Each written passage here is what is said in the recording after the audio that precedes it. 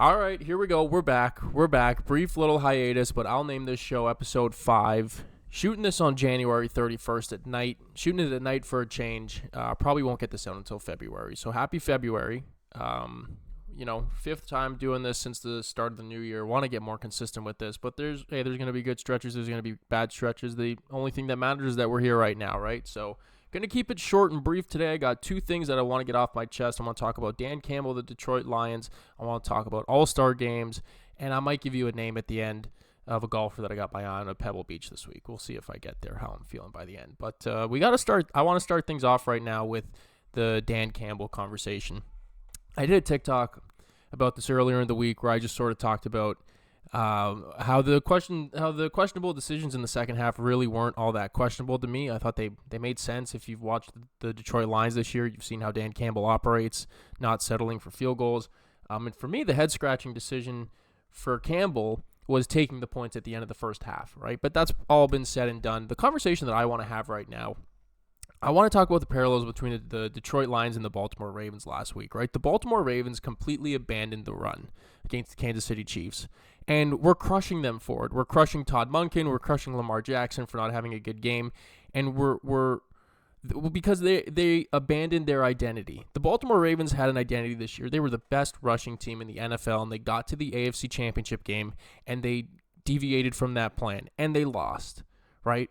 You look at the flip side with the NFC Championship game, and you have the Detroit Lions, who they have this team identity. They're more aggressive than you, right? They go for every fourth down. They go for 2 from the 7-yard line, right? Motor City Dan is operating the Detroit Lions under a certain way because, frankly, the defense isn't good enough this year to win conventionally. The defense isn't good enough to settle for field goals and not go get touchdowns, right? That's why we saw at the end of the first half, Dan Campbell from the 3, should I try to make it a 21-point game or should I settle and make it 17? He ultimately settled and took those 3 points, and I bet you this week he lays in bed and he walks around his house every morning and goes, I wish I went for that touchdown at the end of the first half, right? Because that would have just put the Niners away, but they didn't. And we're crushing him for not kicking those field goals. But those are field goals that they haven't kicked all year. And that's the Detroit Lions' identity.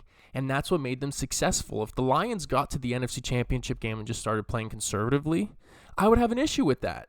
Because you don't abandon your philosophies and your identity when you get to the biggest stage in the sport, right? And I just think that Ravens comp, I think it makes way too much sense. We're killing them for not running the ball, and we're killing the Lions for staying true to who they were. We need to pick a side. And that's what I wanted to say about Dan Campbell, the Detroit Lions right now. I got to keep these things to 5 minutes, right? I got to keep them. The only way I can get these out daily is if I'm keeping them short. The last thing I'm going to talk about today is All-Star games. We don't need All-Star games anymore, right? I'm 26 years old. I remember being a kid. There were only Leaf games that I would watch, right? Or Raptors games. And so All-Star games were cool because it was the league's best players getting together and playing. And we didn't have League Pass. We didn't have NHL Ice or whatever, right? There was a point in time where All-Star games made a ton of sense for how sports were consumed, right? When it was only one nationally televised game a week in the NFL, right? Or when you could only watch your local team play games. Getting all those All-Stars together and putting them on the same ice, the same field, the same surface, it was a moment, right? It was maybe one of your only times you could get to watch an LA Dodger play baseball that year if you lived in Canada, right? But we have access to everyone now, and I just think All-Star games, they've become so irrelevant, they've become so redundant in the sense because if I want to watch stars play, I could have watched the Timberwolves play the Thunder the other night and see Anthony Edwards go up against Shea. I don't need to see an exhibition game with 350 points to be wowed anymore, right? So I think All-Star games, if we left them in the year 2024, would be completely fine with me. I think there's absolutely no need to play the games. Name All-Stars, right? Acknowledge those players who are having great seasons. And then if you do that, you can actually have all-star teams.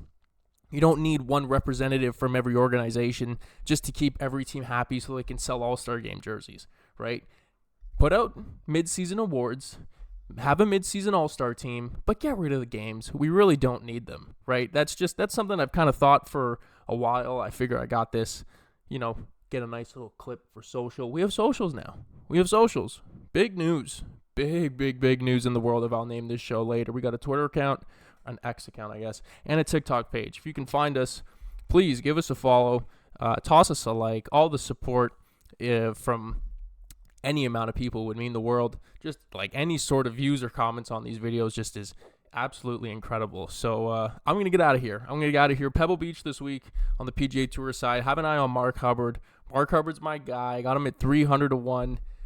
He gave us a good sweat last year in Canada at 100 to 1. I like him at Pebble. The weather's going to be weird, so I'm not too confident in any of my other stuff. So I'm not really giving a ton of stuff away. If I had to give you some names though, I like Max Homa. I like Adam Scott. A couple darts I threw were Kevin Yu, Taylor Moore, Mav McNeely. Just names. Throw names at a dartboard. Something's gonna stick. And I burped, so I had to edit that out. But that's gonna be it for us today. Really nice to get back in the chair. Really nice to get back in this mic. It's gonna be good to get on this video editing software again. Get my hands in, sing some stuff, and it'll be a lot of fun. Appreciate you watching. We'll see you next time. Peace.